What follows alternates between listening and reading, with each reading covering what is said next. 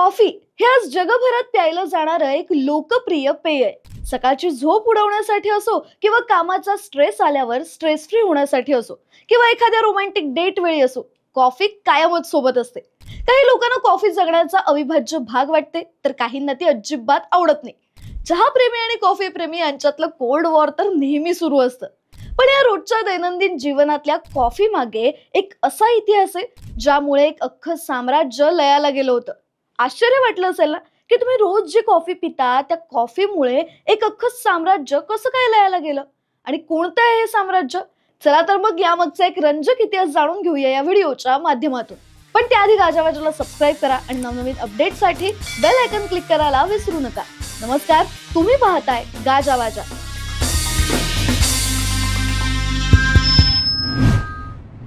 तर 16व्या शतकाच्या सुमारास टर्कीत कावा नावाचा कॉफी प्रकार अस्तित्वात होता।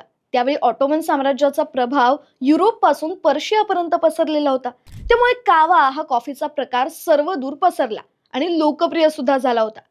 19व्या शतकाच्या सुरुवातीला जेव्हा ऑटोमन साम्राज्याचा पाडाव व्हायला सुरुवात झाली, त्यात या कावा कॉफीने छोटा पण अत्यंत लक्षणीय वाटा उचलला होता।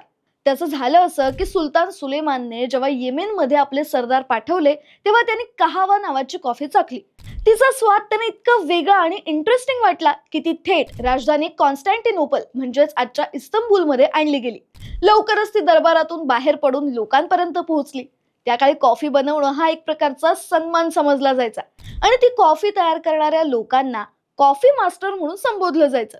या कॉफी मास्टरांकडे साधारणतः 8 ते 10 असिस्टंट असायचे। अरेबिका या बियांपासून तयार होणाऱ्या या पेयाची चव कडवट होती, पण हळूहळू तिच्यात नवनवीन प्रयोग सुरू झाले।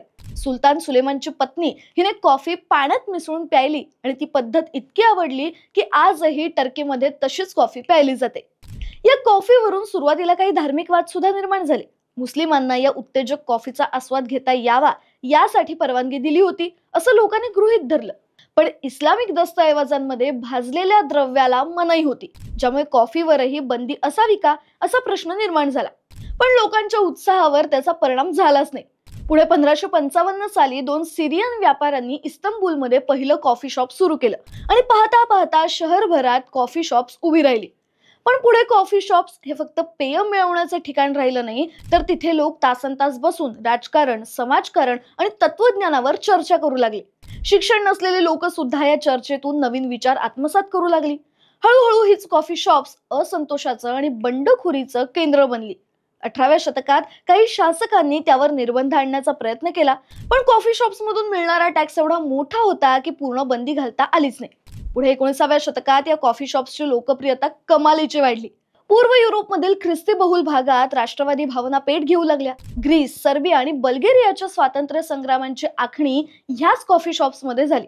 पुढे यातूनच 1821 मध्ये ग्रीस स्वतंत्र झाला, 1835 मध्ये सर्बियाने स्वातंत्र्य मिळवलं आणि त्यानंतर बल्गेरियानेही स्वतःचा राष्ट्रवाद उभारला। या हालचालींमुळे ऑटोमन साम्राज्याची पायाभरणी हादरली। आता साम्राज्याच्या लयामागे नक्कीच राजकीय अकार्यक्षमता, परकीय आक्रमण आणि आर्थिक संकट अशी अनेक कारणं होतीच। पण कॉफी शॉप्सने सामान्य जनतेला एकत्र येण्याचं व्यासपीठ दिलं, विचारांची देवाणघेवाण घडवली आणि बंडखोरीच्या ठिणग्या चेतवल्या। थोडक्यात असं म्हणणं चुकीचं ठरणार नाही की कॉफीच्या कपातून इतिहासच बदलला। ऑटोमन साम्राज्याचं अस्तित्व कमी होत गेलं, पण कॉफीचा प्रवास मात्र काही थांबला नाही। कावा या पेयाचं वेगवेगळ्या प्रकारात रूपांतर झालं। ग्रीक, क्रोएशियन आणि अरेबिक कॉफी या स्वरूपात ती पुढे पसरली। चीनमध्ये तर लोकांना कॉफी पिणं सोपं व्हावं म्हणून मग कपचाही शोध लागला। काळानुसार कॉफीच्या असंख्य शैली जगभर पसरल्या, तरीही टर्की कॉफीचा गडद, कडवट आणि खास स्वाद आजही लोकांना आकर्षित करतो। आज कॉफी हे फक्त पेय नसून आपल्या रोजच्या जगण्यातला भाग आहे। मोठ्या कॅफे चेन पासून ते रस्त्याच्या गल्ल्यांपर्यंत कॉफी सगळीकडे मिळते।